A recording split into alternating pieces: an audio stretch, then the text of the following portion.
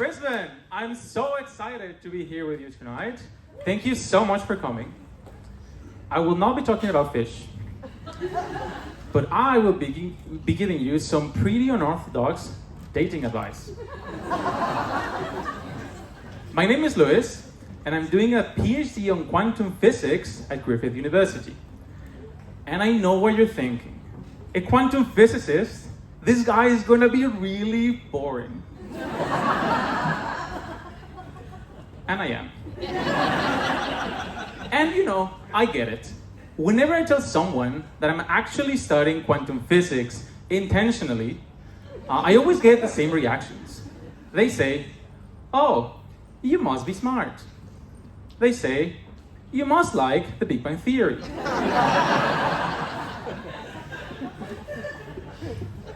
But they also say, "You must be a virgin."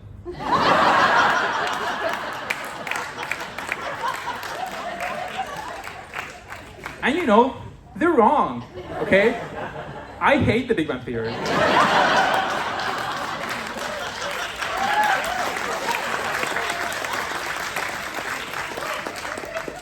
So when they invited me to give a talk tonight, I was very excited. I finally get to leave the dark lab I spend most of my days in and see the scary outside world. So let me tell you what I do. I use quantum physics to create new communication technologies. And the reason why I'm interested in doing this is because I want to know how to better communicate with women.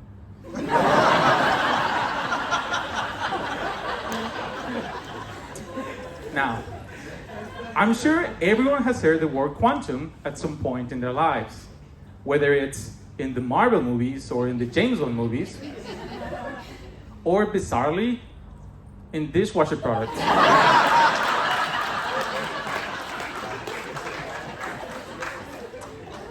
And actually, when I was making this presentation, I came to realize that corporations, they just love using the word quantum when they mean, I have no idea what's going on. So I thought that I would demystify it, right? And I figured that I could do this by explaining to you in the simplest way possible what quantum is.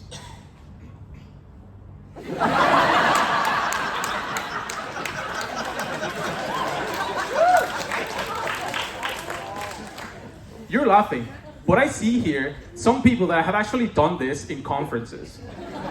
It's not okay.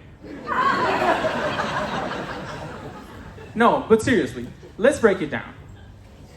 Oh, yeah. Quantum literally means, can you count it, right? So you take an abstract concept, and then you break it down to the smallest component that you need to understand it. That's it. For example, water. Can you count it? No. Which are molecules? Yes. Light? No. Light particles? Yes. My self-control around chocolate? No.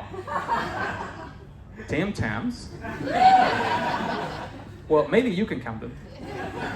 For me, it's an unopened package or an afternoon full of regrets. So this is really what I do. Next is the information part. And this just means sending some information from one place to another. Say after the show, you go home and you want to watch a movie. You turn on Netflix, and that means that there's little packets of information that we call bits, ones and zeros, getting sent from a server, God knows where, into your home router, and from there to your phone. If you're doing quantum information, you replace these bits with quantum particles, and you use those to communicate instead. And this is really what I do. The next question you might have is, why or how does this affect me? Why should I care? And I have two answers for that. The first is because it's freaking cool. Right?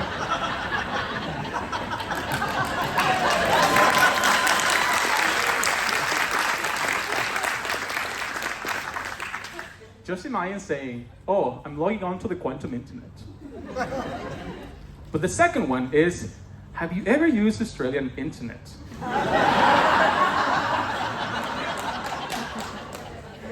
And yes, I get that Australian internet has gotten better in recent years, but really, Australians, Even if you think you have a good internet, you don't. You see, I am from Mexico, right? And even though we have heaps of issues, at least we're able to provide decent internet to our citizens.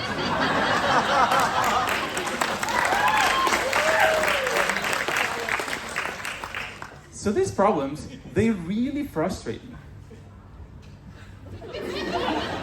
And I've been looking at ways that I can improve the communication links between two places, like between your router and your phone. And one idea to do this is to just add more points of connectivity, right? And this sort of makes sense. We already have tons of examples of things where you have two of them and they're sort of okay. But then you add a third one and it just makes it better. You got the classic lemon, lime, and bitters. No one's heard of the two musketeers. And yes, even Neapolitan ice cream. And I don't even know why this is controversial. You know you're gonna eat the last flavor anyway. And I was thinking about this problem sometime last year. I was out in the city and I decided to go to a bar. And yes, physicists do go out sometimes. As long as we're back in the lab before 9. And I met a guy there. He said his name was Chris.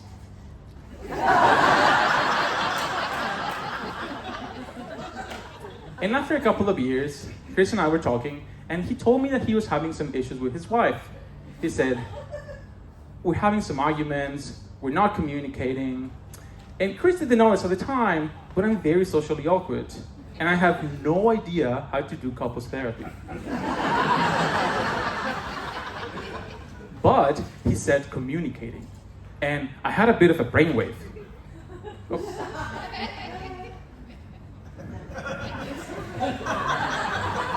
And I remember my problem.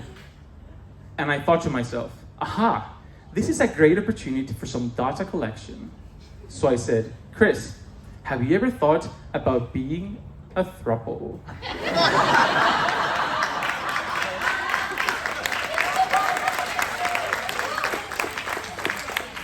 Unfortunately for Chris, my time at the pub was up, so I went straight back into the lab. Fortunately for Griffith, I don't have actual ethics clearance to perform experiments on humans yet. So I work in reality with quantum particles of light called single photons. And I like to think of these photons as my friends. So let's go with that. It's like playing with Barbie, but lamer. So I set up an experiment. I started with my photon friend, and then I added his photon girlfriend, and they share this very special connection between them. Normal people call this romance. I'm a quantum physicist, so I call this entanglement. And to a quantum physicist, a lot of things look like entanglement, right? It is the key concept that allows us to do quantum communication. When two things are entangled, it means that you cannot talk about one of them without talking about the other. So you ask a quantum physicist, what is this? Is this marriage? No, this is entanglement. Brisbane summer and shitty weather, that's entanglement. Colds and price gouging?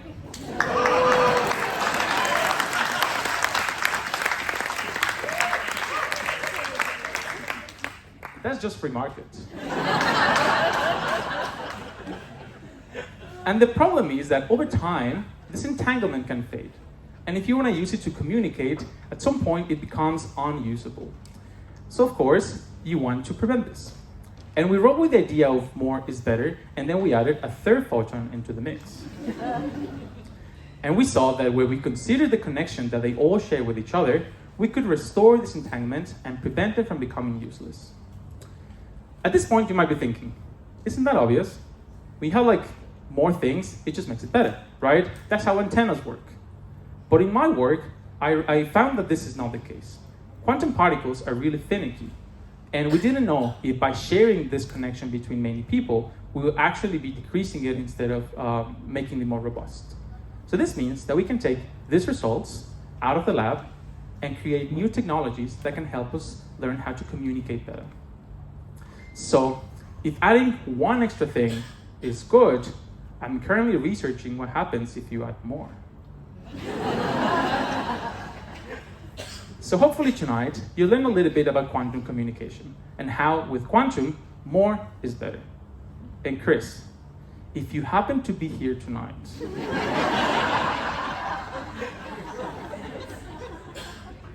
just give me a call, mates. Thank you.